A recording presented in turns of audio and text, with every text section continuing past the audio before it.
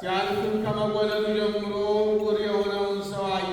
ደቀ መዛሙርቱም መምህር ሆይ ይህ ሰው ዕውር ሆኖ እንዲወለድ ኃጢአት የሠራ ማን ነው? እርሱ ወይስ ወላጆቹ? ብለው ጠየቁ። ኢየሱስም እንዲህ ብሎ መለሰላቸው፣ የእግዚአብሔር ሥራ በእርሱ እንዲገለጥ ነው እንጂ እርሱ ወይም ወላጆቹ ኃጢአት አልሠሩም። ቀን ሳለ የላከኝ ሥራ ላደርግ ይገባኛል። ማንም ሊሠራ የማይችልባት ሌሊት ትመጣለች። በዓለም ሳለሁ የዓለም ብርሃን ነኝና። ይህንም ብሎ ወደ መሬት ትፍ አለ። በምራቁም ጭቃ አድርጎ በጭቃውም የዕውሩን ዓይኖች ቀባና ሂድና በሰሌውም ውሃ መታጠቢያ ታጠብ አለው። ትርጓሜም የተላከ ማለት ነው። ስለዚህም ሄዶ ታጠበ። እያየም መጣ። ጎረቤቶቹ ቀድሞ ሲለምን አይተውት ነበሩ።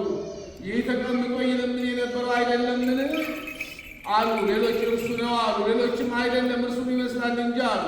እርሱ ግን እኔ ነኝ። ታዲያ ዓይኖች እንዴት ተከፈቱ አሉ። እርሱም መልሶ ኢየሱስ የሚባል ሰው ጭቃ አድርጎ ዓይኖቼን ቀባና ወደ ሰሊሆም መታጠቂያ ሄደህ ታጠብ አለኝ። የእጄን ታጥቤ አየሁ አለ። ያ ሰው ወዴት ነው አሉት። አላውቅም አላቸው። በፊት ዕውር የነበረውን ሰው ወደ ፈሪሳውያን ወሰዱት።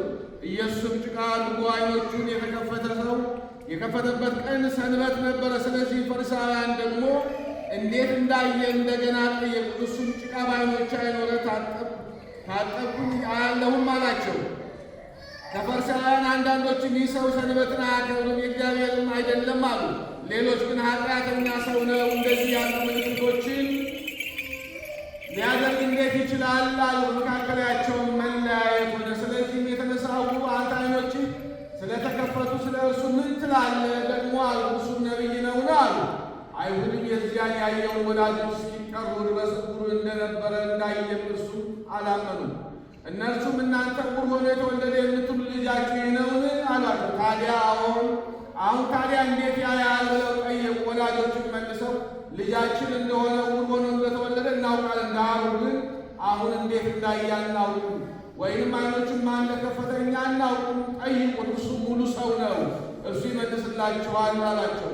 ወላጆቹም አይሁድን ስለፈሩ ይህንን አሉ። እርሱ ክርስቶስ ነው ብሎ የሚመሰክር ሊኖር ከምኵራብ እያወጡ ከአይሁድም ከዚያ በፊት ተስማምተው ነበርና፣ ስለዚህ ወላጆቹ ሙሉ ሰው ነው ብለው ጠይቁት አሉ። በወልድ ያመነ የዘላለም ሕይወት አለው፣ በወልድ ያላመነ ግን ይፈረድበታል።